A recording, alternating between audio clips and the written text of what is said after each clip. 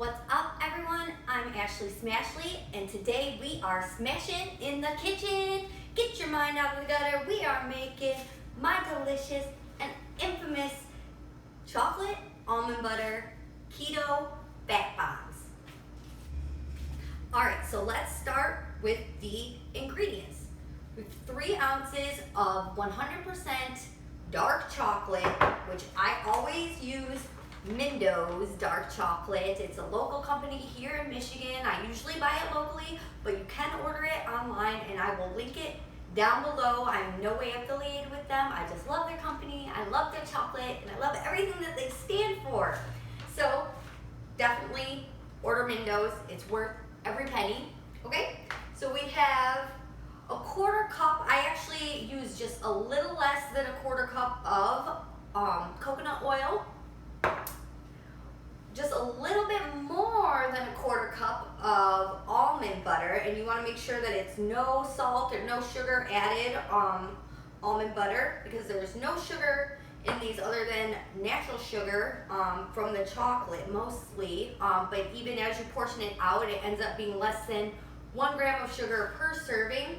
The reason why I use a little less coconut oil and a little more almond butter is because the coconut oil makes them very melty. So I found that if I use a little less, they don't melt as quickly. And you definitely want to store these in the refrigerator or freezer after they are set. And so we have 1 tablespoon of cacao powder. And I always use cacao over cocoa because it's a superfood, and cocoa is usually highly processed and cacao is just so much better for you. So 1 tablespoon of cacao powder, just a little bit more than a 1/4 cup of almond butter, just a little less than a 1/4 cup of coconut oil, 3 ounces of dark chocolate, and I have here vanilla cream stevia and caramel stevia. I switch it up. Sometimes I'll only use caramel, sometimes I'll only use vanilla, sometimes I'll use both. And you can always sweeten it to your own taste preference. I use a large Pyrex measuring cup, and I have a pot of water going here, and so it's super easy. All you do is add all the ingredients into the measuring cup.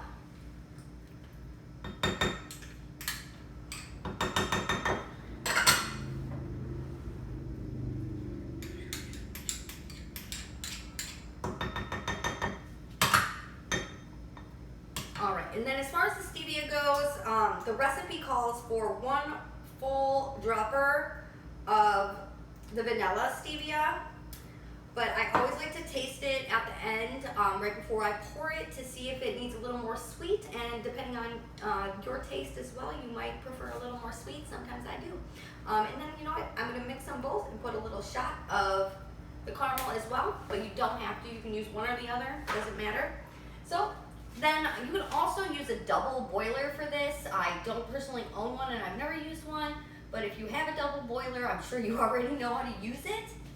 All right, so we're just going to place that in the hot water and just stir it together as everything melts. I'm just using a fork here, and everything is slowly melting together.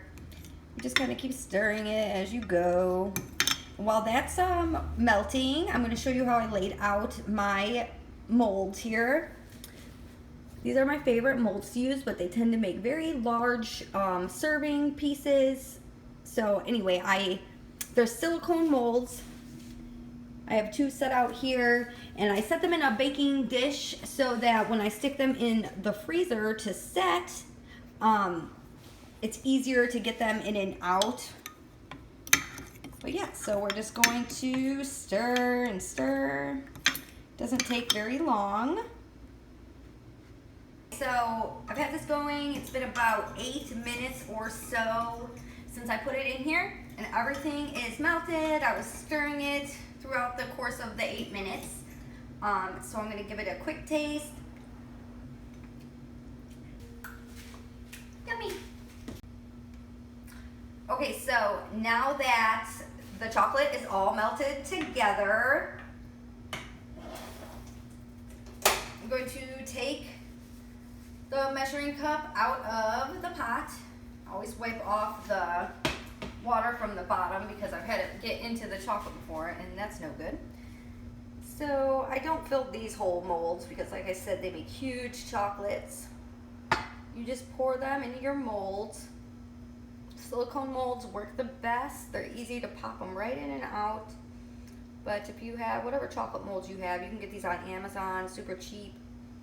Shout out to my aunt who bought me a bunch.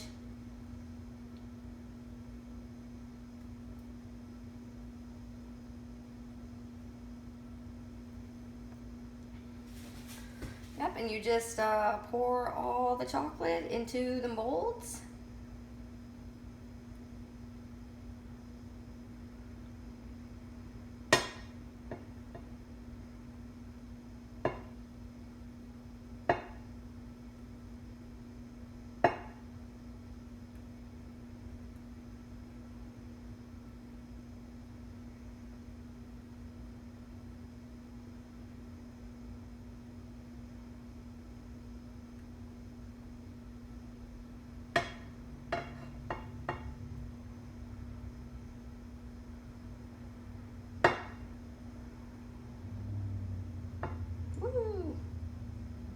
The good thing about this is like a lot of times I don't even measure the ingredients out. I just put them in there and guess what? They always turn out delicious.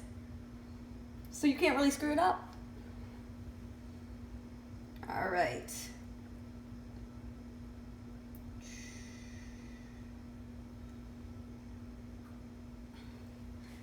There we go.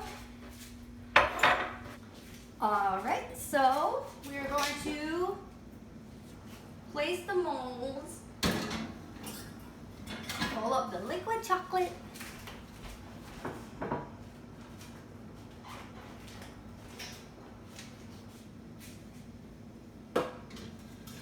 into the freezer. So now we just wait for them to set. The bigger pieces of chocolate that you make, like the bigger the mold is, the longer it will take to set, obviously, but I will time this and let you know. Okay, so they took about 20 minutes to set in the freezer, and you just take your molds and pop those babies right into a Tupperware container.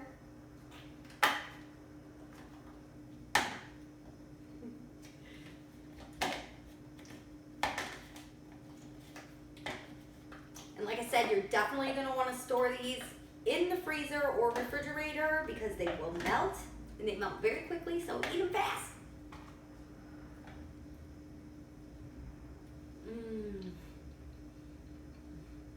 Delicious. What do you think of Auntie Ashley's chocolate?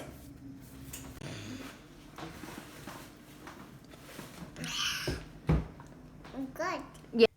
Alright guys, so there you have it, my super easy and delicious keto chocolate almond butter fat bomb recipe. Let me know in the comments below if you tried it. Stay tuned for more recipes.